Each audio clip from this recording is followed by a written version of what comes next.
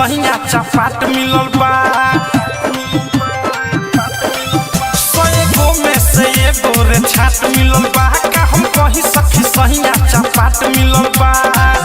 बाटे मोर कचरा हमरा या चारा में पलेला।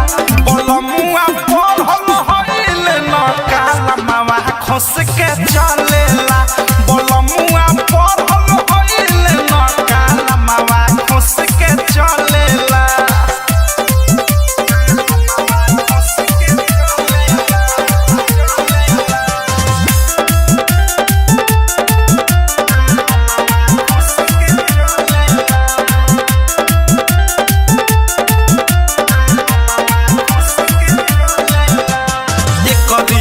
सखी मन नहीं भावे बाटे बड़ी भिखर खाली शिखर चबावे। आरे घूमे चौके चौके पिए पाइप से सिकंजी। खोस लेवे कलम पेन लेवे लील चढ़ावल गंजी। बोले ऐसन बोली हमरा गोली लेखा हलेला। बलमुआ खोस के चलेला। बलमुआ पढ़ल हईल न काला मावा खोस के चलेला।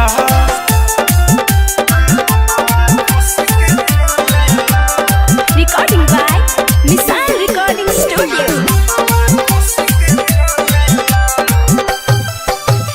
ठेहुन परले मोजा पेन्हे ठेहुन परले जूता।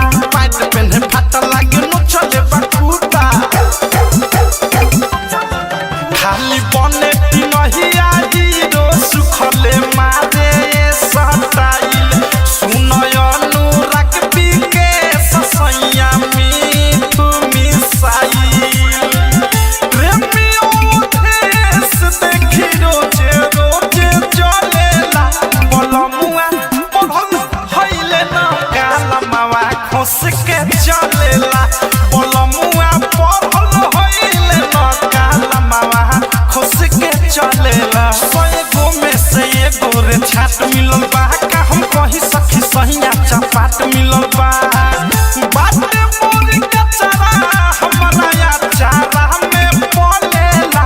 बलमुआ पढ़ल हईल न काला मावा खोस के चलेला। बलमुआ पढ़ल हईल न काला मावा खोस के चलेला। RCM म्यूजिक न्यू ऐप अभी डाउनलोड कीजिए हमारे गूगल प्ले स्टोर से और पाए भोजपुरी लोकगीतों का एक से बढ़कर एक ऑडियो वीडियो सॉन्ग बिल्कुल मुफ्त।